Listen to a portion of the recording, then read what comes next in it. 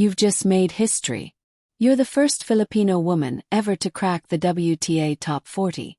The entire Philippines is celebrating. Your phone won't stop buzzing. Social media is on fire. You're floating. This is a career-defining moment. And then, 24 hours later, you walk onto a court in Doha and get humbled in straight sets. That was Alex Eala's week. And honestly, this story has everything. Sky-high highs, a brutal reality check, and a raw reminder of what it truly takes to survive at the very top of professional tennis. Let me break it down because this roller coaster is unreal. February 9, 2026. Alex Eala officially rises to world number 40, the highest ranking any Filipino player has ever achieved in professional tennis history. Not top 50. Not top 45. 40. This wasn't some lucky bump. This was history. The Philippines has been waiting decades for a breakthrough like this, and Alex finally delivered.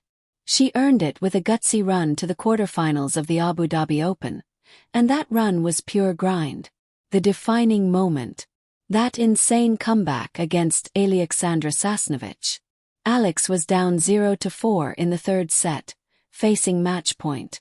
She had already dropped the first set 2-6, but instead of folding, she dug in.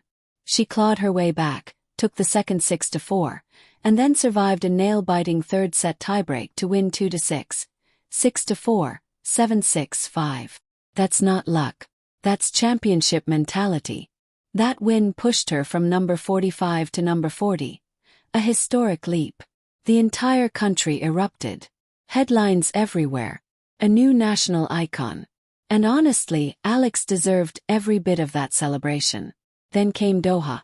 Alex entered the Qatar TotalEnergies Open, a WTA 1000 event, one of the biggest stages in women's tennis outside the Grand Slams. This was her first WTA 1000 of 2026, and the expectations were sky-high. Top 40 ranking. Momentum. Across the net was Tereza Valentova from the Czech Republic. And if that name isn't ringing bells yet, let me put you on because it will. She's 18 years old, born February 20, 2007, but don't let the age fool you. This isn't some wide-eyed rookie. Valentova was ranked world number 44, basically right next to Alex. Just a week earlier, she'd already touched that exact ranking before slipping slightly. Meaning, she came into Doha hungry, motivated, and ready to prove she belonged. On paper, this matchup looked even. Two young players. Similar rankings. Both trying to establish themselves at the top level. Coin flip match. But what actually happened was very different.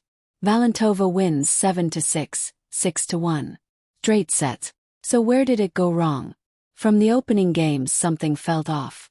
Alex didn't look like the same player we saw in Abu Dhabi. The movement wasn't as sharp. The timing was a half step late. The spark just wasn't fully there. Meanwhile, Valentova came out swinging freely. Big serves. Clean winners. No hesitation. No nerves. Just fearless tennis. And honestly, why would she be nervous? Alex was the one coming off a historic ranking. Alex was the headline. Alex was carrying the pressure. The first set turned into a battle. Long rallies. Tight games. Neither player could pull away. It was tense, physical, and genuinely competitive. Eventually it went to a tiebreak, and that's where matches like this are decided. Tiebreaks aren't about strokes. They're about nerve. Who stays calm? Who commits to their shots? Who trusts themselves when everything's on the line? Alex was right there. She had chances. But Valentova didn't blink. She kept serving well. Kept forcing Alex to play one extra ball, one extra rally, until she edged it 8-6. First set. 7-6 Valentova. And that's the heartbreak of it. Alex didn't play a bad set. She competed. She earned looks.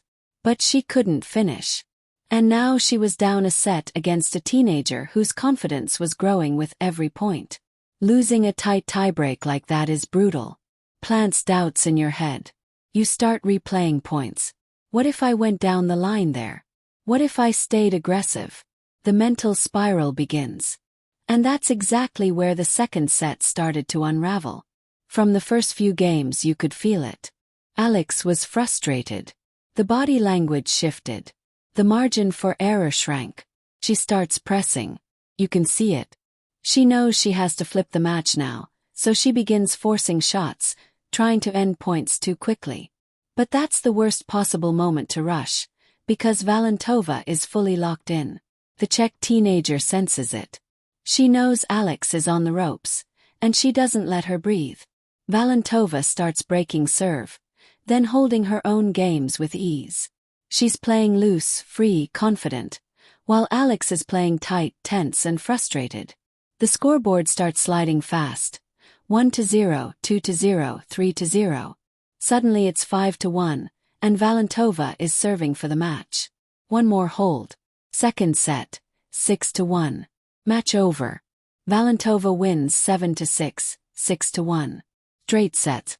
Just like that, Alex Eala's Qatar Open is done. A first-round exit less than 24 hours after making history with her ranking.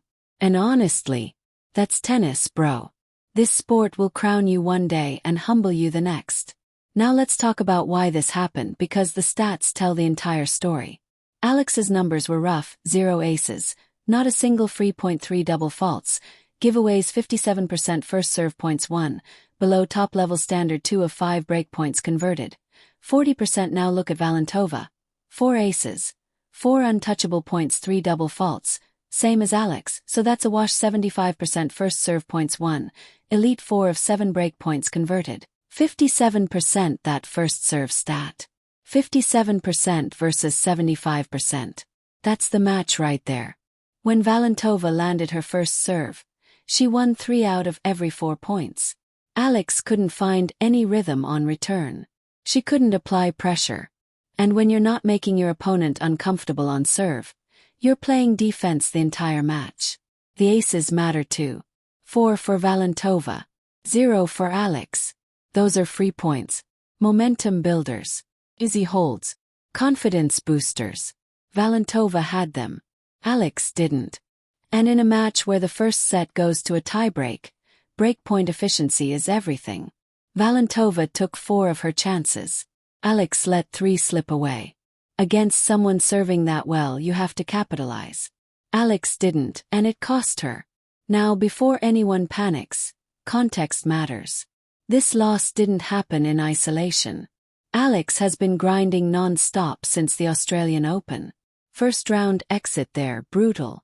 Then she bounced back with quarterfinals at the Philippine Women's Open, followed by quarterfinals in Abu Dhabi, including that 3-hour emotional war against Sasnovich. That's a lot of tennis. A lot of travel. A lot of pressure. A lot of emotional swings. And here's what people forget. Professional tennis isn't just physically exhausting, it's mentally brutal. Every point matters. Every match is stress. New courts, new conditions, new time zones, no breaks. By the time Alex reached Doha, she'd been running on fumes. She just played one of the most intense matches of her life.